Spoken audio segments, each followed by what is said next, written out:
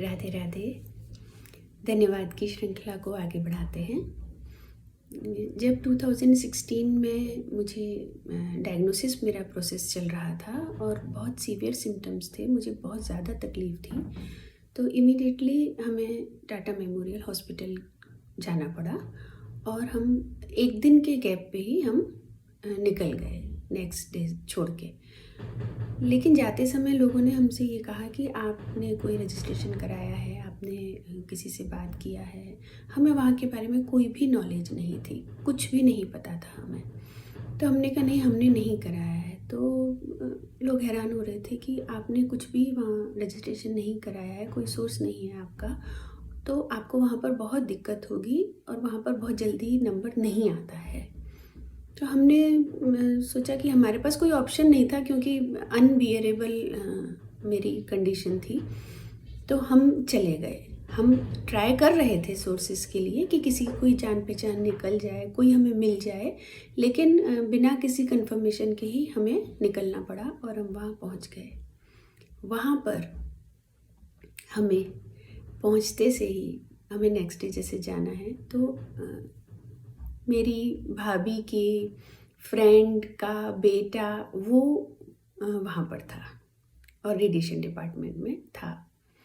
उससे जब बात की थी मेरी भाभी ने, तो उसने यही कहा था कि जैसे मैं आपके लिए हूँ, जैसे वो बुआ है अदिति की, ऐसे ही वो मेरी भी बुआ है।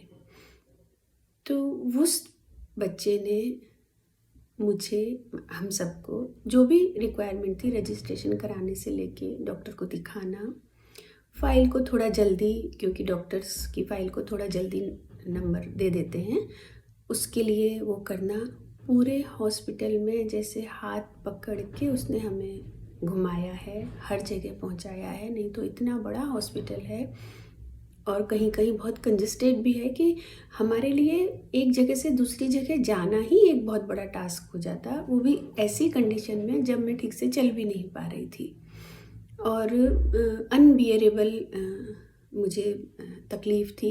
उसको सिर्फ पेन का नाम देने से तो होता है कि यहाँ पर पेन था, वहाँ पेन था, मुझे बॉडी में क्या हो रहा था, कहाँ कहाँ हो रहा था, ये एक्सप्लेन नहीं कर सकती हूँ मैं। तो इतनी तकलीफ़ में हम सिर्फ एक रूम से दूसरे रूम पहुँचने में ही हमें बहुत दिक्कत हो जाती, इस तरह से वो हॉस्पिटल बना हुआ है।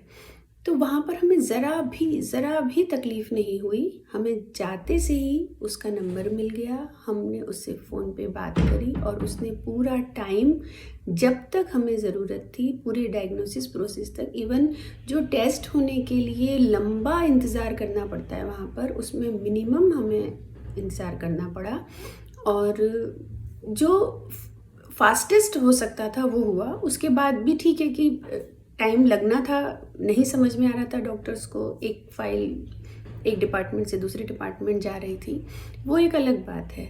लेकिन जो भी काम हुए वो बहुत ही फास्ट स्पीड से हुए और वो सिर्फ उस बच्चे की वजह से। कभी कभी भगवान जी कैसे, कभी कभी क्या, हमेशा ही वो किसी न किसी रूप में आते हैं। वो बच्चा हमारे लिए फरिश्ता बना और उस बच्चे ने पूरा उंगली पकड़ के, जैसे भगवान जी चला रहे हो, हम उसके पीछे पीछे चले जाते थे। हमें दूसरी बारी अगर उसी जगह पर जाना हो तो भी हम नहीं जा सकते थे क्योंकि इतना क्राउड वहाँ पर होता है कि समझ ही नहीं आता हम कहाँ से कहाँ पहुँच गए। हमें वो ही लेकर जाता था और बिठा के और बोलता था कि आप यहाँ पर वेट करिए और अब आपका नंबर आएगा करके, और फिर राउंड भी लगाने आता था अपना काम निपटा के कि देखें कहाँ तक फाइल पहुंची या प्रोसेस कहाँ तक चल रहा है। इतनी सहजता से वो काम हुआ है कि उसके लिए ना शब्द नहीं है।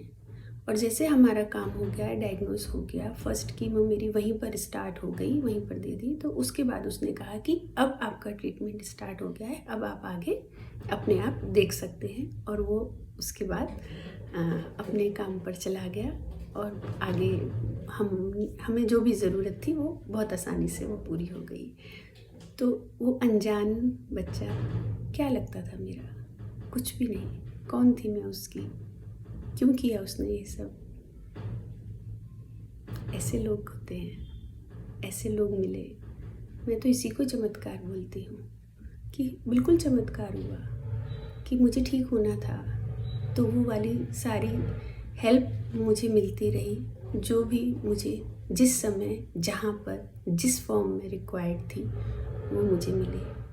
उस बच्चे को मैं अभी भी मैं कांटेक्ट में हूँ मैं उसके, और मैं उसको जब थैंक्स बोलती हूँ तो वो उसको कुछ भी नहीं लगता। उसको लगता ही नहीं कि उसने कोई बहुत बड़ा कुछ काम किया है या उसने कुछ किया है। कहता है आंटी आप ठीक हो गए, अच्छा लगा। उसको बहुत बहुत धन्यवाद ऋषि मित्तल को। हमेशा खुश रहे, स्वस्थ रहे। मुझे पूरा सुनने के लिए आपका बहुत बहुत धन्यवाद। राधे राधे।